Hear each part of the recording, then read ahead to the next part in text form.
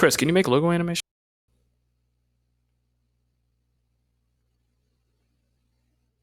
All right, ladies and gentlemen, welcome to the inaugural Kinlighterman sponsored Readership Hour. My name is Justin T. Manning, and we're here to talk about money basics for all of you. And money basics is so important, guaranteed that this will not only help you with your life lessons, but it will also help you to better understand your financials, your statements, as well as pattern of behavior to ensure a better you. All this is presented by Kinlighterment. Thank you so much. We're doing this every Monday between the hours of 1 and 2 o'clock. And this is our Leadership and Readership read along session. So if you wish to join us, there is a link that we're posting within the chat that you can use to register for this exclusive event.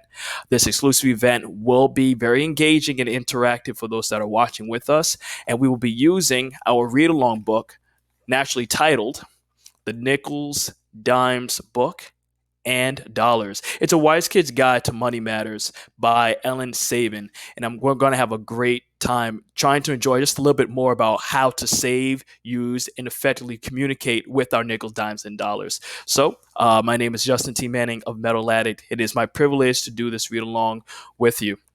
Let's go ahead and start from the very beginning. All right.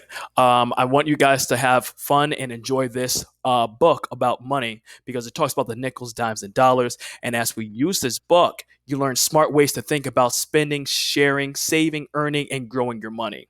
All those terminologies we'll be able to break down throughout the course of this. Throughout this workshop, and it's really essential to learn more about what money is and the ways that we can use it.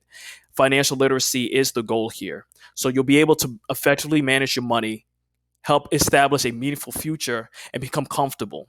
This book over here to your left is really effective to grow and to produce yourselves if you wish to be highly successful and to build effective habits. There are several chapters within this book that we're going to read along with, including some money basics. And there's several money basics that we'll be discussing just for today, including why we learn about money, the history of money, money around the world, and not everything is the US dollar, the mysteries of money. There's a quiz. How do people receive money? And what can people do with money? If all this sounds foreign to you because you're used to regular transactions of, hey, here's a dollar and I expect something for this, we're going to see how we can effectively communicate to either raise more money or even save that money for a better product. And that is effective money management in a bit. So without any further ado, I'll take you to page 7 and talk about why money is an important part of life. Money lets people buy the things that they need. It also lets people buy the extra stuff that they want. When people have money, it can give them opportunities and choices in their lives. For example, having money can give people opportunity. Money equals opportunity for you. You can go to college, you can take a vacation, you can live wherever you want. You can even invest that money to create more money. And also, every action, of course, has a consequence. So be sure that you're making the right actions to produce that good karma. Now, also, money can help people be independent. So many of us talk about independency now. One of my favorite rappers, and I'm going to keep referencing hip hop, is Jay-Z. And my favorite album from him is 444, where he talks about financial independence, being independent. That means that Jay-Z, very much like what we're trying to do here, is establishing himself as someone who only relies on himself to get the things that he needs. And we want to do the same thing for you. How can you be less reliant on everyone else so you can guide your money to create your opportunities and your choices? Money also creates saving and sharing of money to build confidence. It comes as almost obvious for everyone. The more money you have in your pocket, the more confident you will be. In fact, perhaps more money you have in your pocket doesn't mean you're going to spend any money. It could also mean that you're making better choices because you have more than $1, as I just showed. These are your accomplishments and can make people feel proud of themselves. You ever walk into a toy store with $100 in your pocket? You're not sometimes looking for that $100 item. Instead of buying one item, you might just buy 100 of something for quantity or buy that one thing for quality. So we're going to talk more about that, but it definitely builds that confidence of walking into any establishment saying, I can definitely buy that. Or, I could definitely buy more of this for that quality. Money also provides people with a feeling of security. When people have extra money set aside, they are more prepared for unexpected events. For example, the current environment that we're in right now. Many businesses have been affected by the current pandemic currently taking place across the globe. And many businesses are either open, some are closed, or they simply have to adapt to meet the current economy. Well, there's a feeling of security when you do have that money because some folks save for a rainy day, aka the unexpected. So if someone loses their job, if their car breaks down, or if you don't have any more money on your Metro card, you have some money saved in accounts so you can swipe without any issue. Having extra money will allow you to handle your problems much more easily. So you're confident, but it also builds that feeling of security. Lastly, money can also give people a powerful way to help improve the lives of others through charity. Many times when we see our favorite hip hop stars or pop stars, many of them are doing charitable efforts. Right now, with the NBA Finals, we have the Los Angeles Lakers versus the Miami Heat. And notice how, with this league, the National Basketball Association, how involved they are with their philanthropy efforts and charity. They're not just doing this because, well, this is a nice thing to do, but because they have the confidence and resources to try to build more players, as well as that establishment of effectively communicating with their audience to build more and also to give back to those communities. That's called charity. And they're able to do that because they have saved for a rainy day. They are confident that this works and they are independent because of the money flow that they have as a league to build that revenue. That's awesome. You can also do the same thing if you wish to aspire to be an entrepreneur, a businessman, or simply working at a 9 to 5, as they call it, 9 to 5 typical day job, or even as an intern if there's paid internships. Charity, charitable giving is fantastic. And the older you get, you'll be more and more in charge of your own money decisions. One day you will earn money and make choices about how to spend, share, and save it. Since you'll be handling money your entire life, it's a good time for you right now to get smart about how money matters right now. You don't have to wait until you're 25. You don't have to wait until you have a business. The best time for you to learn about this money is probably without all the hundreds of thousands of dollars now. Even my grandparents would tell me, you're not ready for a business unless you know how to effectively save the $20 allowance we give to you. How do you use that? So let's go ahead and move on. Now, there's also the value of money. Before we talk about the kind of money we use today, let's take a look back at the history and learn why we use money in the first place. Why are we using money? Who comes up with this paper stuff? Right? So we have this dollar here, but what did folks do before we printed this money? Well, it's called bartering. Take, for example, if people back then, let's say the cave ages, right? Way back when, before you and I even got here, folks had necessities. And when you have necessities that other people want but do not have, it's time for you to trade so things can effectively become the standard. And by the standard, I mean we all agree. For example, people traded things back in the day, such as food or fur. In exchange, they received the other things that they needed. For example, let's say a farmer grows grapes, and he might trade those 3 bunches of grapes for a dozen of apples from an apple farmer. I grow grapes. I need apples. So they might actually make a deal where those 3 bunches of apples would translate to a dozen apples. Those 3 bunches of grapes, excuse me, translates to a dozen apples. That becomes the system. That becomes the trade. We can trade without any money involved because I have something you need and you have something that I want. Now, the key to trading is called bartering. This is to decide the value of things. And in our example, if everyone agreed that 3 bunches of grapes were worth a dozen apples, then there's a standard for fair trade. All right. So, again, if you have 3 bunches of grapes, or even if we change this up, let's use hip hop, right? If you have your favorite artist, I'm going to say Travis Scott. Let's say Travis Scott has 2 albums. Travis Scott's one of my favorites too, right? He's dope. I love it. If you have a chance to watch a Netflix documentary, watch Mama Can Fly. It's fantastic. If you buy his album, but Travis Scott needs to go on tour. Travis Scott needs to work with a promoter because he is an artist. He and the promoter work on a deal, so they can work on a deal, so that way Travis could go on that stage and begin promoting his album and his songs from state to state, from event venue to event venue. Travis Scott cannot do that on his own. So that's the way that they trade.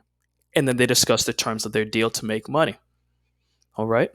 So that's one way that there's value of money.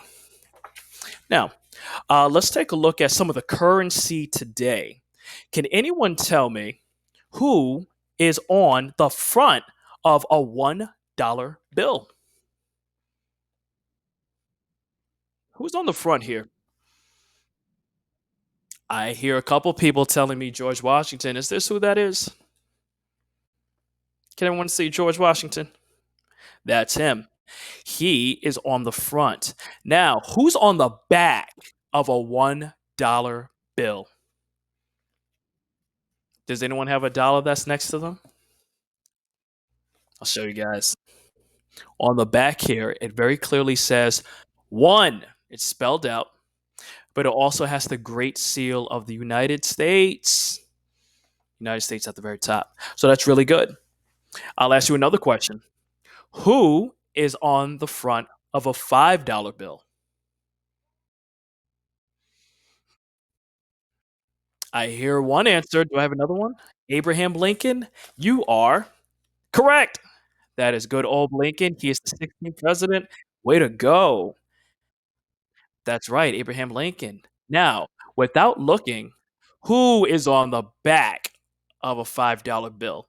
Might be a trick question for you. Hmm. Hmm. Give up? I'll show you. It is the Lincoln Memorial. That's Abraham Lincoln right there. You can check that out and learn more on Google. But it also has the United States of America on the top, as well as $5 printed out at the bottom.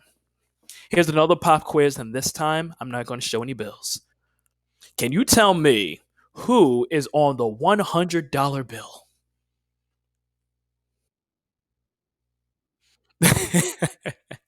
Some of you guys say that you have never seen the $100 bill before. That's okay. Work on the. That's okay that you have the dollar and the five, so I have an idea what your allowance is. That's great. Now the $100 bill comes with Mr. Benjamin Franklin. How many people have heard Benjamin Franklin before? Okay, Benjamin Franklin is on the front. That's definitely one of your homeworks, and he is someone that's done amazing contributions to the United States. Now, with the $1 and the $5 bill, there's a lot of cool things we learned about currency. This is called currency. Money is currency. Can you guys say currency? Very good, guys. Okay, so we have all these different bills. I have a one, I have a five. Oh, look, I found a 20. On the 20 on the front here is President Andrew Jackson. Did you know that each bill has a picture and someone on the front? Because most people on these bills are former presidents, but not all of them. On the back of each of the bill is an image of a famous building, a monument, or a scene from American history. So if you want to ask your parents or earn through allowance for a dollar, $5, take a look at that dollar the next time when you come across that. Now, we've taken a look at US dollars. I wonder what money looks like across the world. Has anyone ever seen any international money before? All right, we got a question about what is international. Can anyone answer that question? What is international? I'll tell you. International means from your country. Right now, we're in what country? What country do we live in? New York is a state, but what country do we live in? What country is New York part of? The United States of? There you go. So, nationally, we are the United States of America. But there's a whole globe out there bigger than this wall behind me. So, we're going to talk about money around the world. And in the world, we have all different countries. Makes you wonder, do they use the US dollar as a natural currency over there? Probably not. And you know why? Because every country has their own government, presidents, and historical figures. So maybe this is not their country. Sure, you can exchange a dollar for their country's dollar or their currency. But let's find out what those currencies do over there. Let's start with this. How many of you guys know or have heard about India? You guys heard of India before? I'll tell you, India's currency is the rupee. Can you guys say rupee? Rupee, this one. I'll give you another one. Has anyone ever heard of the country Japan? What currency do they use in Japan? Give up? The answer is yen. Yen. Here's another one. There's a country south of America. What country is south of America? You got Canada, you got the United States, but there's one country down here for our amigos and amigas. What's that country called? Give up? Mexico. And Mexico has their own currency known as the peso. Peso. Anybody ever heard of the Queen? Do you guys know we have a queen? There's a queen out in the country of England, and England uses a currency called the pound. Here's a trickier question. It's the hardest one. Has anyone heard of the United States of America? I hope so. If you guys have the United States of America, this means that you guys use what currency? The dollar. That's correct. That's what we use, you and I. Now, let's go back over to Europe, all the way over there. You guys ever heard of the country Germany? Germany uses the euro. I see you nodding there. They use the euro, EURO. There's another country. I'm going to keep throwing these at you because it's good to know now. Israel uses the shekel and Morocco uses dirham. And if you ask any of your parents or any adults to help you do some research, you'll be able to see how these countries that I mentioned here on the left hand side, how all of these currencies impact their fellow countries. We use the dollar. Everyone has their own currencies. So let me hear you guys say the word currency. Perfect. Now we got a couple of volunteers here. I see Haley. I see Xavier. Do you guys have a country that you guys like here on this list? Or which country gives you the most intrigue? Which one is kind of interesting to you? Germany. Now, which one is Germany? What currency there?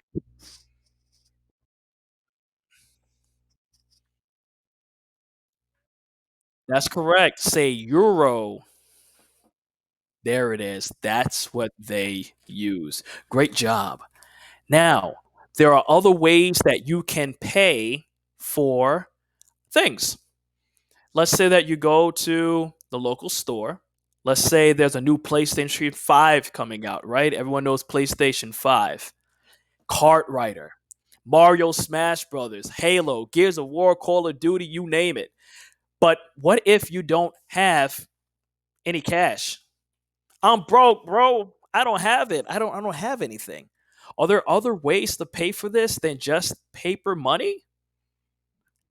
The answer is yes. There are other ways to pay. And a lot of the time, people use coins and bills to pay what they buy. But here are the alternatives. The first is we're going to start with the green one because green is okay. A check. Is anyone familiar with a check? It's that green one over there. Checks are special pieces of paper you get from the bank, and they're like a promise to pay someone. To use a check, the buyer writes down the name of the person or store that they need to pay, who are the sellers, and the amount that they owe. Then the money is taken out the buyer's bank accounts and put into the seller's bank accounts. Now, when people write checks, it's important that they have enough money in their bank accounts to keep their promises. And for any of the adults that are watching this, it's that last sentence that hurts the most. Please make sure you have the funds in your account. For you guys that are watching this, have you guys heard of checks before? Okay, so I heard one yes.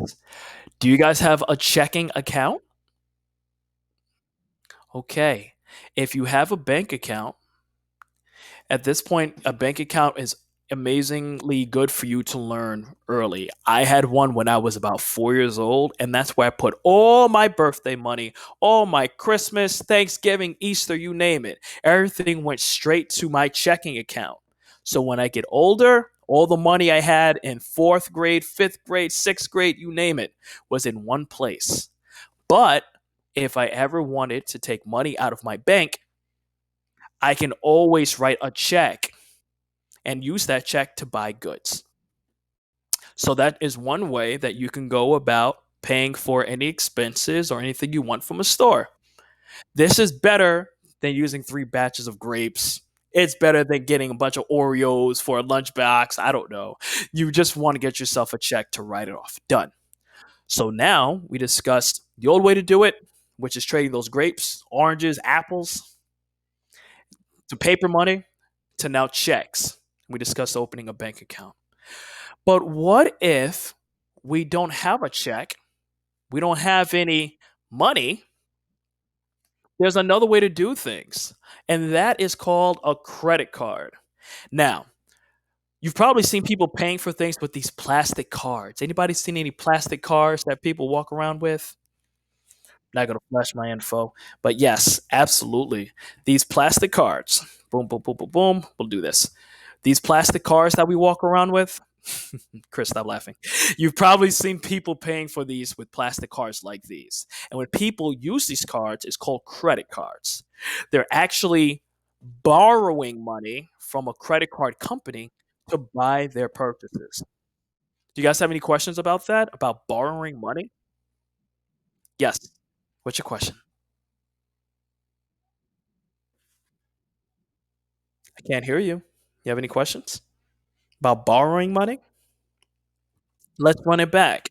So if I swipe my card and I'm borrowing money from, let's say, Blue Credit Card Company.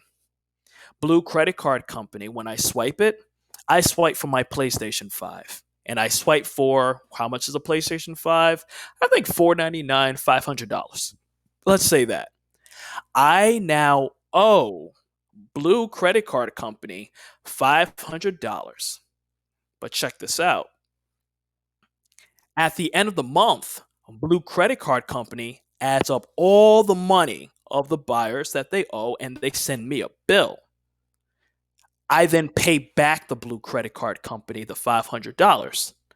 Now, when people use credit cards, it's important that they try to pay the company back on time because you're borrowing. And if you don't, you get charged extra money. So, how does this work? I'll run this back for you. If I swipe my credit card for a PlayStation 5, swipe, I now owe Blue Credit Card Company how much money? There you go. I now owe Blue Credit Card Company $500. They're then going to tell me, hey, when am I going to get my $500 back? When do I pay back that $500? They want it at the end of the month, or they want you to pay back a certain amount at a certain time. And if you don't pay back the certain amount in a certain amount of time, you are charged extra money. So if you decide to use swipe for that PlayStation 5, you have to be careful and responsible on ways to use them because when you owe folks money, they want that money back and they want it with interest.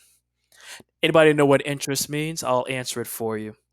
Interest means that if you swipe for $500 and you owe me $500, I'm going to put another, oh, I don't know, $5 or $10 on it. So you're really paying me back $505. So if you're thinking to yourself now, well, why would a credit card company charge interest when I only swipe for $500? Because the company needs to make money. And that's exactly what we're talking about now. There's no way that they stay in business unless they charge interest on what you swipe for. And this is why it's so important that there are consequences anytime you spend money and how you use it. So let's recap here. There are checks, credit card companies, and there's paper money. You guys want to tell me the methods again? What methods or ways is there to spend money, guys? All right, I see a hand raised.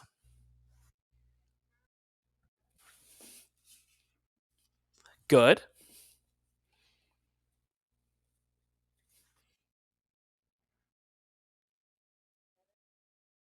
Credit cards and well, it's all money, but what type of money? You got checks, you got credit cards. There's one currency. No. Let's say you don't have a check. Let's say you don't have a credit card. How else am I paying? I'll give you a hint. What country do we live in? And the United States uses what? There you go. Dollars. That cash, man. That's it. So you got all three right here: checks, credit cards, and cash. Good job. And we're going to learn more ways to pay for that PlayStation, those video games, or even healthy foods if you ask about debit cards, online bakings, and even ATMs. So let's go ahead and put some of this stuff to a quiz. You guys ready to have some fun? I said, are you guys ready to have some fun a little bit? Perfect. All right. Let's go ahead and throw up some quizzes for you guys. Now, these are 7 questions, and it's okay if you guys don't know the answer. But it's important that you try because if you don't know, now you will know for the next time, okay? Let's start with the first question. Who wants to read the first question out loud? Haley, do I see your hand? I see you.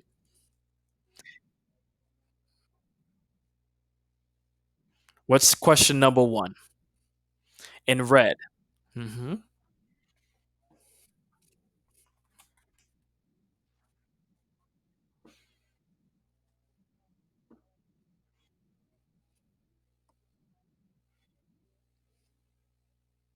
Tears. Very, very good. And I love the fact you took your time with that. Very concise. Your enunciation is great. Now, here are your options: A, 100 times, B, 4,000, or C, 1,000,000.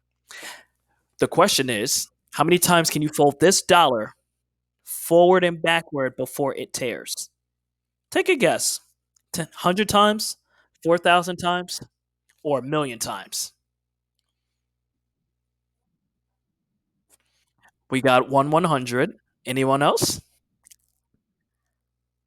10 is not an answer, but you can choose between A, B, or C. Okay, we got 2 100s. Anyone else? Five, four, three, two, one. You guys ready for the correct answer? All right. You can fold this forward and backwards 4,000 times. The correct answer is B. Have you ever tried to fold something 4,000 times? I folded just once, maybe twice, and then it goes in my pocket because I'm not trying to lose that. Let's go to the second one. What was the largest US bill ever printed? A, $1,000 bill. B, $50,000. Or C, a $100,000 bill. Take a guess.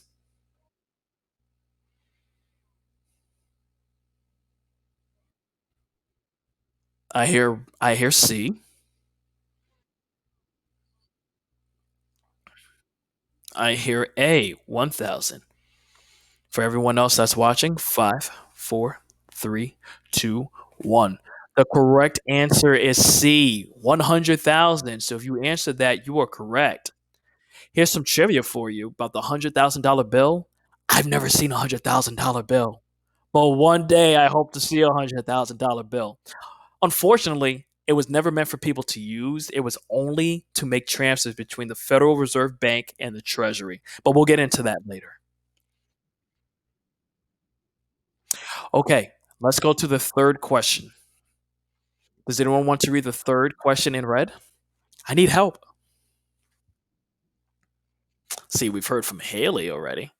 How about Xavier? Xavier, you want to read that third one? Go for it.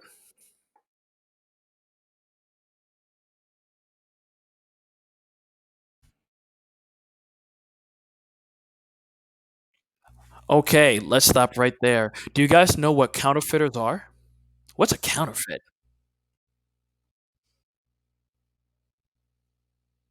Does it sound like a good word or a bad word? I'll answer for you. Counterfeiters is a bad word. And the meaning of counterfeiters means if someone has a $20 bill, right? You guys see that this bill is $20, Andrew Jackson on the front. What if I told you people produce fake bills? That's right. People go and they can buy that PlayStation, that good, those grapes and oranges by falsely creating these bills. And we call that counterfeiting. The question is asking which top secret government agency was created to stop the fakers? Take a guess, guys. The CIA, the Postal Service, or the Alien Squad? You guys got 10 seconds.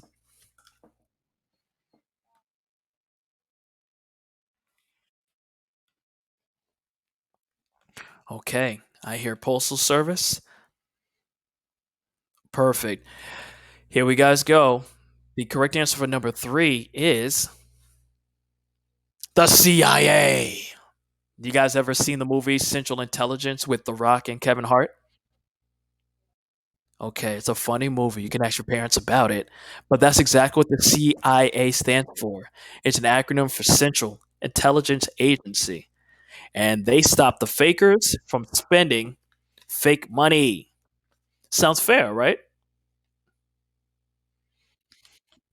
Very good. Let's go on to number four. There is no such thing as a $2 bill. True or false?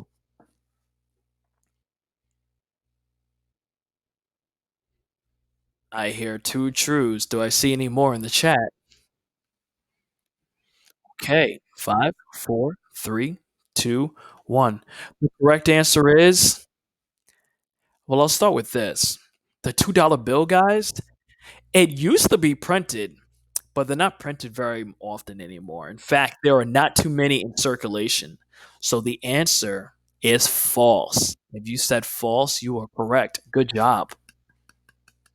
Let's go on to number five. We're almost done. You can ask your parents about the $2 bill, but it's no longer in circulation, so they stop it. Circulation means that you can get it as often as this $20 bill. Number five, if you made a row of pennies that was 1 mile long, how much money would you have? So let's break this down. A penny is worth how much? Very good. A penny is worth 1 cent. Now, a mile, is that a short distance or is it a long distance?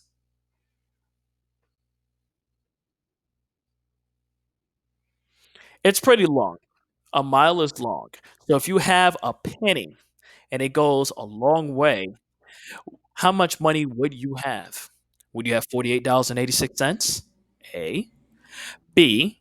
$844.80. Or C. $69,232.72. I'll give you guys 10 seconds to answer this one.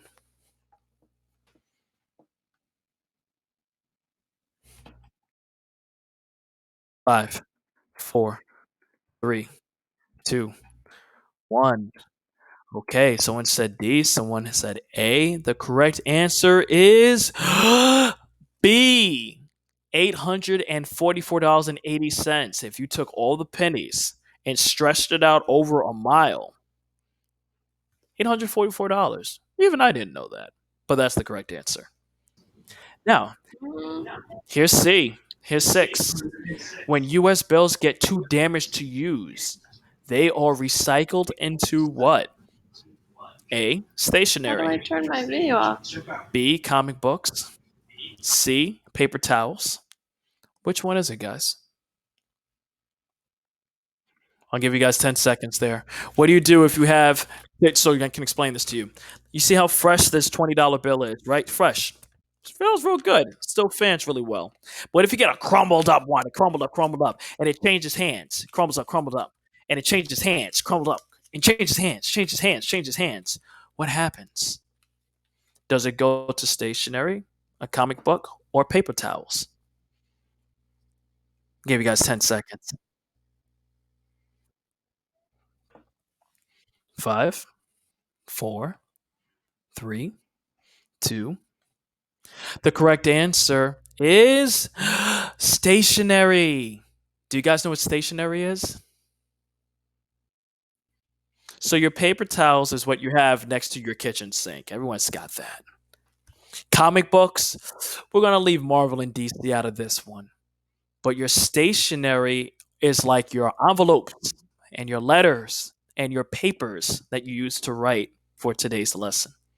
That's what they do with money. That's what they do with US, United States bills. Some more for you to know in case you want to damage that bill up. Also, fun fact, if you have a damaged bill, you can actually take it to your bank and get a fresh bill. Trivia for you to know next time in case you want a fresh one. It smells good too. Our final question is number 7. Who was the first woman ever shown on US currency? A. Rosa Parks, B. Sakagawa, or C. Martha Washington? I'll give you guys 10 seconds. 5, 4, 3, 2, 1. Okay, who said Rosa Parks? I can't hear you. Who said Rosa Parks? I hear one person. Who said B? Sakagawa? No one. And who said C? All right, I heard the same person twice. That's okay. The answer is C, Martha Washington. Good job. So, how do you guys feel like you did on this mystery of money quiz? Pretty good. It's okay, right? Are you guys learning a little bit more about money than you did when we first started? Okay. So I'm going to show you guys how do people get money? How do we get this? What do we do to get this so we can get that? Does that make sense? How do we get money so we can use this to keep it, spend it, or trade it? Well, some people have to work for their money. Give me another example how people might get money. Let me hear you guys. That's excellent. That is work for money. Is there another way that you can do it? Selling. Very good. We'll do just that. Working and selling. Many of you and many of your parents have jobs to earn money. Earning means, hey, you work this set number of hours a week, or if you do this job, I will reward you with cash. Most likely, your parent or your caretaker goes to work every day so that he or she can make money in exchange for their time, energy, and ideas. They get money in return. This is the modern day version of a trade.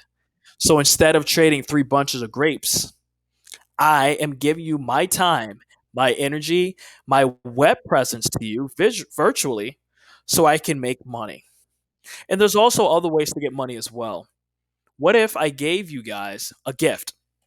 What if I said everyone on this call gets $1? How would you feel? Right. What if it's called inheritance? Can you guys say inheritance? Say inheritance. Inheritance means that if it's passed on from your, let's say, family or a friend, they leave it for you when you reach a certain time period. But we'll go on to that later on. Lastly, has anyone heard of investing? Investing is kind of like Warren Buffett. You go, you put $1 into something or a business, and that dollar turns into More dollars. We'll get into investing as well. But my example here is to show you that your $1 with a wise investment can turn into more dollars. That's how people get money. So, how do people get money? That's the question. There's certain ways you can do it. Now that you know a bit about the value of money, the history of money, and how people get money, let's talk about what to do with the money. We discussed investing a little bit, but let's go through it. Help me out. What does it say in purple? Okay, that's what people do. They get money to spend it. What do you guys want to spend your money on? All right, someone said shoes. Let me hear more participation out there. Cars is a good one. Give me one more. What do you guys spend money on? Food. Very good. In this case, you guys demonstrated a want and a necessity. We all need food, but we all need shoes. Kind of want to choose your variation of food too. Good job. That makes sense. What's the green one say? What does it mean to share money? If I share my money, let's say I go up to you guys and say, hey, I have $5. I think instead of spending it, I'm going to share it. What does it mean that we're going to share this $5 bill? Sharing means we all agree on how to use this $5 bill. So if you want shoes, we would agree on how many shoes and how much value of the shoe we're going to spend this $5 on. Does that make sense? If we share it, we're going to use this $5, agree on how much of the $5 we're going to use. Okay? What's the orange one say? Hmm. What does save it mean? Again, we have $5.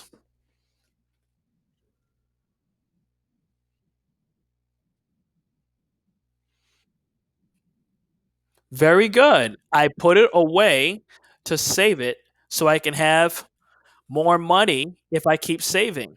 Make sense? Good.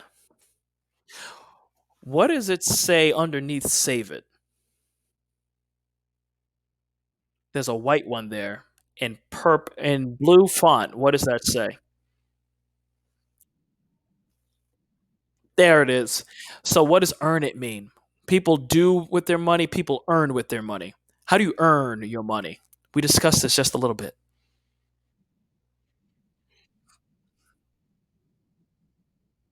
Very good. You do something with your ideas, your time, and you work. Excellent. That's how you earn the money. Good job. You guys are listening. Okay. Now, the last one is which one? Which one is that right there? Grow it. Okay. And that goes with your investing. And we're going to go into that for our next workshop. Okay. Now, for our next workshop, we're going to show how wise kids manage money. How wise kids manage money. Now, when Chris, wise kids manage money is what we're going to discuss next time. Because with wise kids, you can be a wise kid because you know how to spend your monies to change it from $1 to $5 to $7 to make it $27. This is how you can be this white kid right here, and you can get yourself a piggy bank to save or use that piggy bank to get that gift in her other hand. And you'll get a ribbon on your shirt as well. So, with that in mind, do you guys have any questions right now on anything money related that we discussed for today?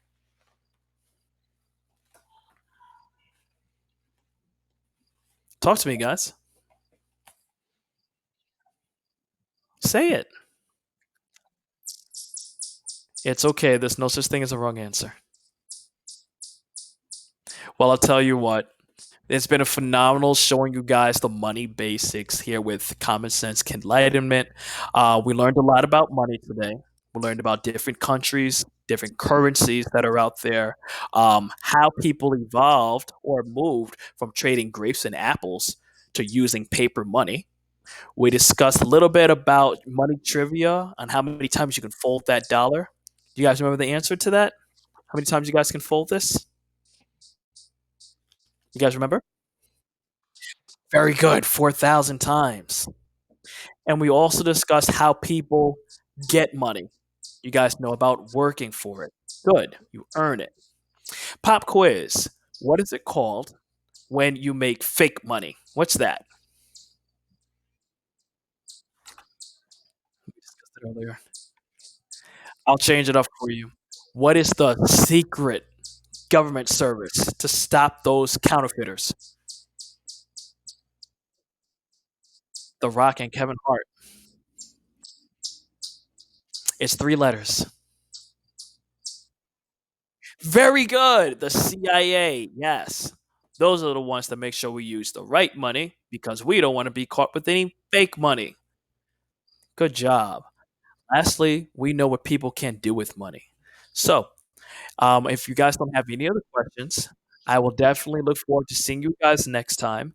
I'm Justin T. Manning of MedalAddict Incorporated. We'll continue doing this every week so we can learn how and why we use different ways to earn money. So, if there's nothing else for you guys, I look forward to seeing you all. Thank you very much, Kid Lighterman. Thank you, parents, for having this leadership and readership read along session. And we definitely look forward to see you guys Wednesday from 5 to 6 o'clock.